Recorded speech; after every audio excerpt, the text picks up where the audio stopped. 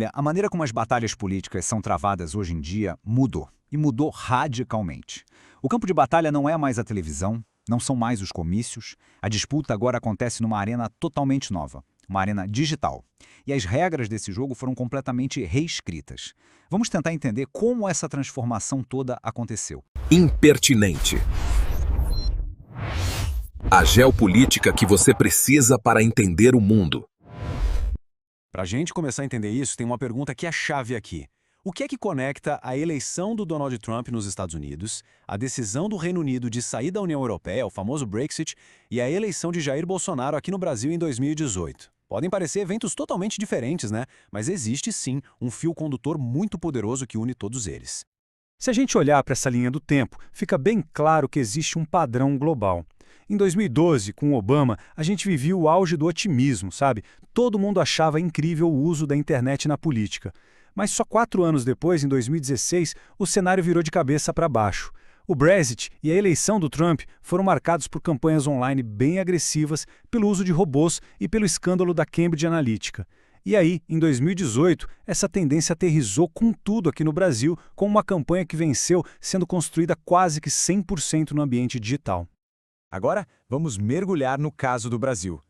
A eleição de 2018 foi um verdadeiro ponto fora da curva. Foi um evento que quebrou todas as regras do jogo político que a gente conhecia. Uma campanha com um tempo de TV quase nulo conseguiu, contra todas as previsões, dominar o debate público e ainda sair vitoriosa. A grande pergunta é: como isso foi possível? Para entender essa quebra de paradigma, olha só esse contraste. De um lado, o modelo tradicional. Todo centrado na TV, no rádio, com uma mensagem única para milhões de pessoas e dependendo de rios de dinheiro. Do outro lado, o modelo que a gente viu em 2018. Focado em WhatsApp, Facebook, YouTube, a comunicação era em rede, descentralizada, muitas vezes privada e com um nível de engajamento voluntário altíssimo. Basicamente, esse novo modelo simplesmente passou por cima dos meios tradicionais. E essa citação aqui, olha, resume a ideia de uma forma perfeita. A campanha não aconteceu onde todo mundo estava olhando, na TV. Ela foi construída numa rede de comunicação subterrânea, operando ali, por baixo dos panos, fora do radar da fiscalização e da análise da mídia tradicional. E o principal veículo dessa rede foi o WhatsApp. Então, como é que funcionava essa rede na prática? Chegou a hora da gente abrir essa caixa preta e dar uma olhada nas engrenagens por trás dessa estratégia digital que se mostrou tão, mas tão eficaz. O conceito central para entender isso é o que os especialistas chamam de infraestrutura de campanha em rede. Não dá para pensar nisso como um quartel-general, um comando centralizado. É mais como um ecossistema, uma união de militantes, influenciadores, sites de notícias com uma agenda política clara, todos operando de forma coordenada, mas descentralizada, em várias plataformas ao mesmo tempo. E o fluxo da informação seguia um caminho bem definido. Primeiro, a criação. Influenciadores e essa mídia hiperpartidária criavam conteúdos com uma carga emocional muito forte. Depois, a amplificação. Robôs e perfis automatizados davam um empurrão nesse conteúdo no Twitter para criar uma falsa impressão de que todo mundo estava falando daquilo. Em seguida, a disseminação. Esse conteúdo era disparado em massa para incontáveis grupos de WhatsApp. E por fim, o engajamento. Os próprios apoiadores, de forma voluntária, compartilhavam o material, criando um ciclo viral que parecia totalmente orgânico. E uma peça fundamental nessa história de amplificação eram os social bots. O que são eles? São robôs, programas de computador, que controlam contas falsas para agir como se fossem pessoas de verdade. Eles curtem, compartilham, seguem outros perfis e, o mais importante, eles simulam um apoio popular gigantesco, criando uma falsa sensação de consenso. E só para a gente ter uma noção da escala disso, estudos estimam que o então candidato Jair Bolsonaro tinha algo em torno de 400 mil seguidores robôs no Twitter durante a campanha. 400 mil! É um número impressionante, que dá uma dimensão do tamanho da automação usada para tentar manipular a percepção pública nas redes. Mas o verdadeiro coração da estratégia era, sem dúvida, o WhatsApp. Uma análise de quase 200 mil mensagens em grupos de apoio revelou coisas muito interessantes. Por exemplo, não era uma conversa solta, aleatória. Um grupinho pequeno de super participantes era responsável pela maioria das postagens. Os links que mais circulavam vinham de outras redes, como YouTube e Facebook.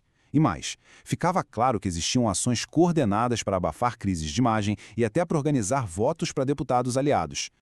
Ok, a gente já entendeu a mecânica, o como a coisa funcionava, mas e o quê? Que tipo de conteúdo abastecia essa máquina toda? É aqui que a gente entra num território bem mais complexo, o da desordem da informação. E aqui tem um ponto que é absolutamente crucial para entender tudo isso. A propaganda digital populista se alimenta de emoções negativas. Medo, raiva, indignação. Por quê?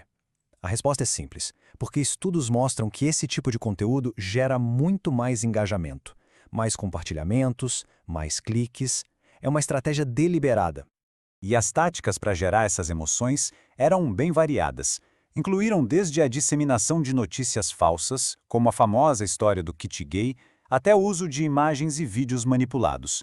Também passava pela criação de teorias da conspiração, ataques coordenados para desmoralizar adversários, como o movimento #EleNão, e um apelo muito forte a valores morais e pautas de costumes, para mobilizar eleitores específicos.